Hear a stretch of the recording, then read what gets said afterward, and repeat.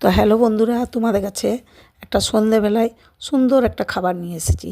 তো আমি কড়াইটা বসাইছি, আর কড়াইয়ে একটু সাদা তেল দিয়েছি, আর কিছুটা চালের গুঁড়ো বেটে রেখেছিলাম, সেটার মধ্যে একটু মৌরি, একটু সামান্য পরিমাণ মিষ্টি, একটু লবণ, আর সেরকম কিছু দিই নেই, ঘরে যেটুকু যা ছিল সেটুকু দিয়েই করেছি। তো এই দেখো, এটা হচ্ছে মালপোয়া।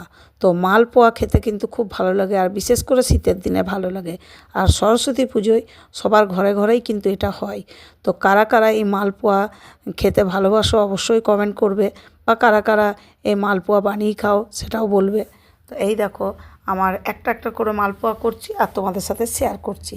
তো আমার এই মালপোয়াগুলো তোমাদের সাথে শেয়ার করা মানে কি জানো, তোমরাও একটু দেখবে, যারা যারা মালপোয়া খেতে ভালোবাসো বা যারা যারা করতে পারো না, তারাও আমার এই মালপোয়া তৈরি করা দেখে একটু করবে, শিখে নেবে।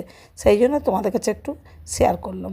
তবে কিছু মনে করো না, এটা বললাম বলে, যারা জানো না তাদের উদ্দেশ্যে বললাম। তো দেখো কি সুন্দর হয়েছে।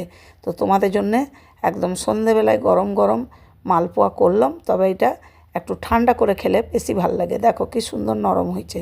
তো কেমন হয়েছে অবশ্যই একটু কমেন্ট করে বলবে।